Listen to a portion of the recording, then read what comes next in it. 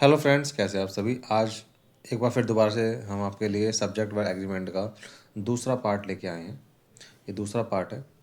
इसमें हम बात करेंगे कि अगर कोई सब्जेक्ट, दो सब्जेक्ट अगर एज वेल एज से जुड़े हों, ठीक है, दो सब्जेक्ट अगर एज वेल एज से जुड़े हों, ठीक है, तो जो वर्ब आती है ना, वो पहले वाले नाउन या प्रोनाउन के अकॉर्डिंग आती है या पहले वाले सब्जेक्ट के अकॉर्डिंग आती है।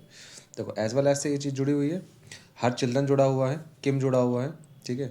अब यहाँ पर किम भी लिखा हुआ है और चिल्ड्रन भी लिखा हुआ है, ठीक है। तो एज वेल एज जब भी आएगा, ठीक है, तो ये जो सब्जेक्ट है ना पहले वाला, इसके अकॉर्डिंग वर्ब आएगी इज। इस चीज़ का आप ध्यान रखिएगा।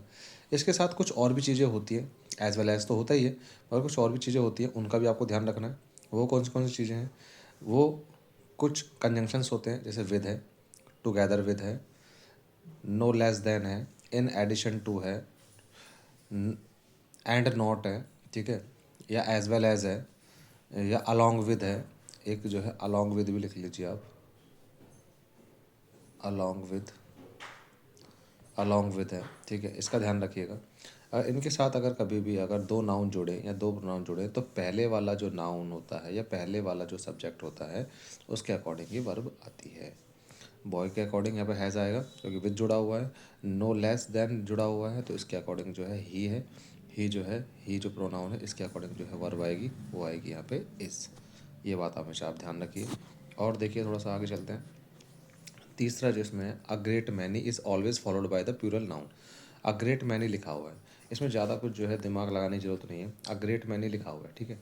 तो अ ग्रेट मैनी एक जो है एडजेक्टिव फ्रेज है, ठीक है। इसमें जो है देखो, मैनी लिखा हुआ है, मैनी लिखा हुआ। मैनी जो होता है वो काउंटेबल और प्लूरल होता है। काउंटेबल का मतलब होता है जिस चीज़ को हम गिन लें, उसे हम काउंटेबल कहते हैं। काउंटेबल और प्लूरल लिखा हुआ है इसके साथ, तो इसके साथ जो नाउन आएगी ना, वो भी काउंटेबल प्लूरल ही आएगी। ये देखो, स्टूडेंट भी, इसके साथ जो नाउन आ रही है वो भी क्या लिखा हुआ है, काउंटेबल प्लूरल में लिखा हुआ है। तो इसके साथ जो वर्ब आएगी वो भी कैसी आएगी, हैव, प्लूरल में ही लिखना पड़ेगा। इन चीज़ों का आप थोड़ा ध्यान रखिएगा। अ ग्रेट मैनी का ध्यान रखिएगा। उसके बाद जो है एक पोर्शन हमारे पास होता है, कुछ कंजंक्शंस होते हैं, with, together with, no less than, in addition to, and not, या फिर आपका along with, as well as. इन सब का आप ध्यान रखिएगा। अगर ये कभी भी आपके साथ, ये मतलब कि दो सब्जेक्ट के साथ हैं, तो पहले वाले सब्जेक्ट के अकॉर्डिंग ही जो है वर्ब लगेगी। Okay friends, thank you.